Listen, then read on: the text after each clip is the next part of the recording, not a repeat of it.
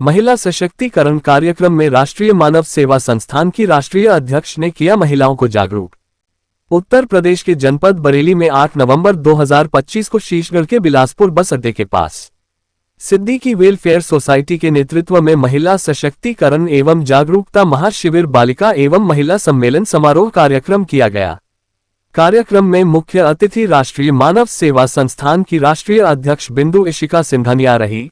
कार्यक्रम के आयोजक रफीक अहमद ने कार्यक्रम के बारे में बताया कि इस कार्यक्रम में 2 कन्याओं के विवाह के लिए उनके जीवन के भरण पोषण एवं जीविका चलाने के लिए आवश्यक जरूरी वस्तु स्त्रीधन सिद्दीकी वेलफेयर सोसाइटी द्वारा दान में दिया जाएगा।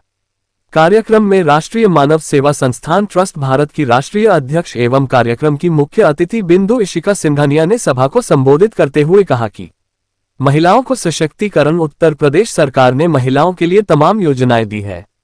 कन्याओं के लिए सुमंगला योजना, विधवा पेंशन योजना, वृद्ध पेंशन योजना, संरक्षण एवं पोषण, बेटी पढ़ाओ बेटी बचाओ योजना। महिला सशक्तिकरण का अर्थ महिलाओं को उनके अधिकार देना है।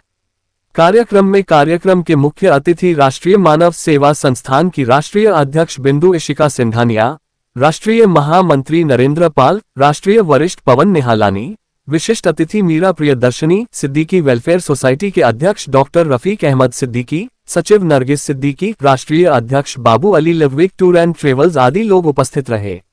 देखिए बरेली से मोहम्मद शवाब की यह खास रिपोर्ट। और समाज में पुरुषों के समान दर्जा देना।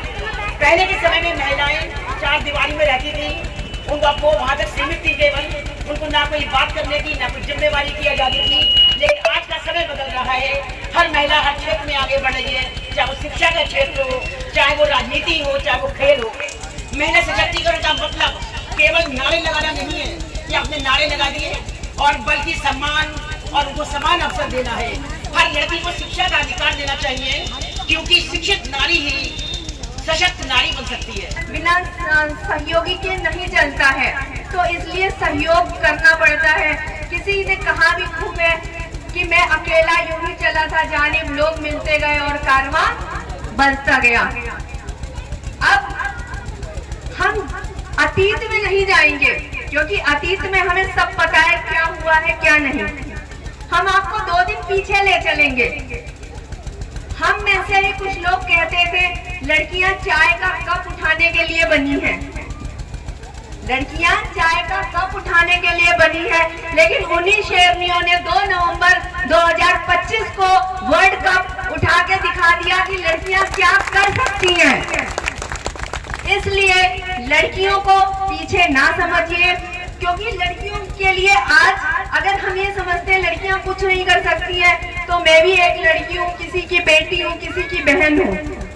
आज मैं भी यहाँ तक आई हूँ तो कुछ कर गुजर के, कुछ जज्बा लेके, कुछ जज्बात लेके, कुछ सपने लेके।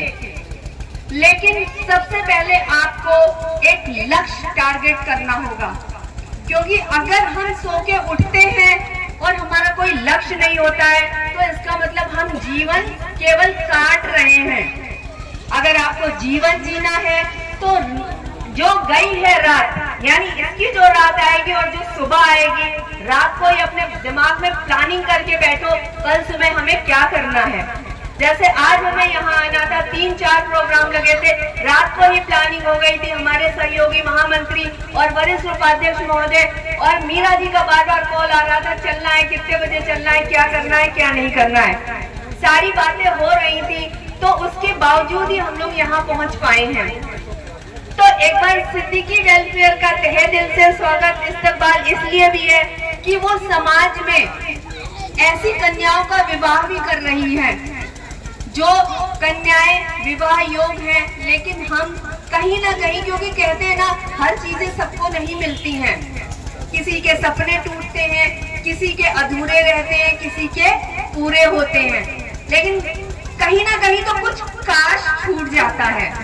तो वो काश किसी का ना छूटे, उसके लिए हमारे डॉक्टर साहब हैं। और मैं बरेली से यहाँ चल के आई हूँ, तो मैं चाहूंगी आप लोग डॉक्टर साहब के कंधे से कंधा मिला के, इनका हाथ में हाथ पकड़ के आगे चलें, ताकि उन बेटियों तक हम वो सारी चीजें पहुँचा सके जो बेटियां हकदार